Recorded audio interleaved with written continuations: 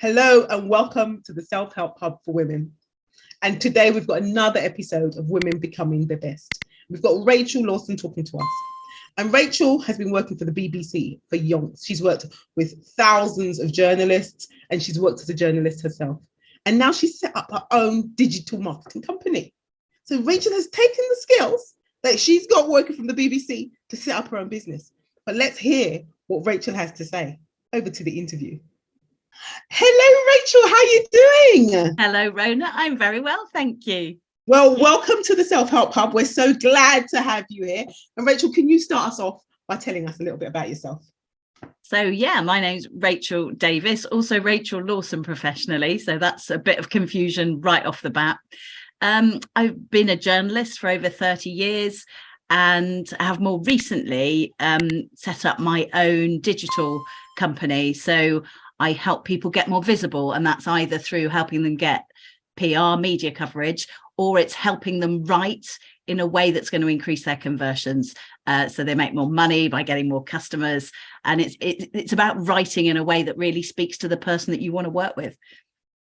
Okay. You said you work for the BBC. What do you think what skills do you think you took from working with the BBC, which now helps you with your current business? Well, both of those things come directly from working with the BBC. So with the PR business, it's about, I worked as a news editor for many years in a newsroom and realized that every time we did a business story, we kind of didn't have people that we could instantly go to talk to, because typically a lot of businesses are so busy working hard in their business, they don't kind of put their heads up and go, hang on, nobody knows about us. And one really, really easy way is to get into your local media. So that's the papers, online, radio stations, especially BBC Local Radio, who've got loads of hours of coverage where they're looking for interesting people in their local area to talk to. So that's one thing I do.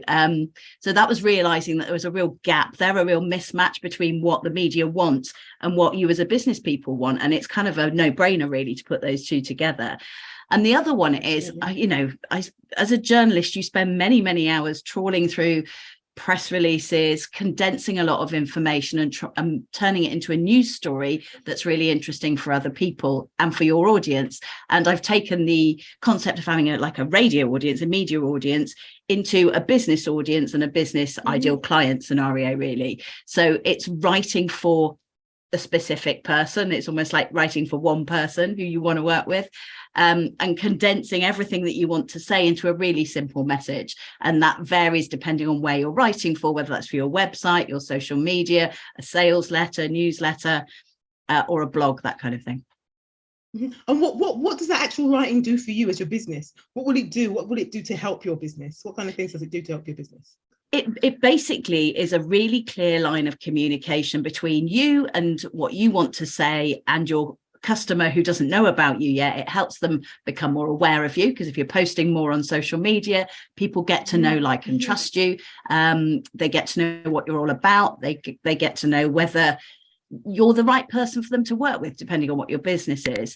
And so through that exposure, basically, it's quite frightening for some people, because some people don't like being very visible. But if you're not doing that, then you're basically hiding from your clients, and they're not going to know about you. So yeah, it makes you more visible. It's a really clear line of communication. It's basically going, I'm here. If you know, like, and trust me, come and work with me or come and buy from me. And it's writing in that way that is specific to those people, really. So really, it touches them, it talks to their emotions, their pain points, their hopes, their fears, and everything they want to achieve, basically. Wow, fantastic. On a more personal note, now you're an entrepreneur for yourself. What have you seen as the challenges and the benefits of becoming an entrepreneur for yourself? I think I get new challenges pretty much every month.